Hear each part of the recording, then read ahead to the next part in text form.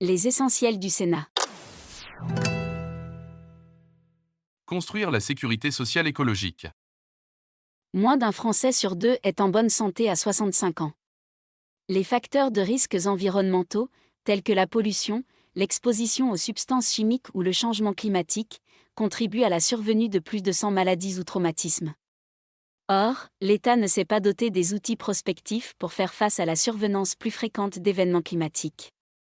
Cela met en péril la soutenabilité financière de la sécurité sociale, avertit la mission d'information, protéger et accompagner les individus, en construisant la sécurité sociale écologique du XXIe siècle. Notre système de protection collective doit développer une culture de prévention, d'adaptation et de résilience. Tel est le sens du rapport adopté par la mission d'information et rendu public le 7 avril 2022. La rapporteure Mélanie Vogel déplore le fait que les politiques de la santé et de l'environnement ne soient pas menées de manière coordonnée. Pour amorcer un changement de paradigme, il est indispensable que la stratégie nationale d'adaptation au changement climatique fasse l'objet d'un débat annuel au Parlement. L'étude d'impact des projets de loi doit donc inclure un volet climatique et de santé environnementale.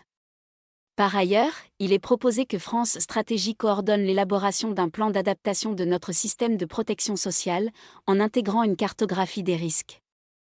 Il convient en outre de mieux former les acteurs de la santé à l'impact des facteurs environnementaux sur la santé, et de développer un programme national ambitieux de recherche en santé environnementale. En matière de financement, la mission d'information préconise notamment d'adapter la fiscalité environnementale, afin d'assurer le financement de la sécurité sociale écologique. Le rapport étaye en outre une série de mesures pour améliorer la prévention et le suivi de la santé au travail. Il faudrait mieux prendre en compte l'impact des épisodes de forte chaleur et des pics de pollution sur la santé des travailleurs. Enfin, le rapport évoque le droit à une alimentation saine et la nécessité de passer d'une logique d'assistance alimentaire à une logique d'accompagnement par l'alimentation. Il préconise ainsi d'approfondir le Nutri-Score en opérant une distinction entre produits bruts, peu transformés ou ultra-transformés. Pour en savoir plus, consultez la synthèse du rapport.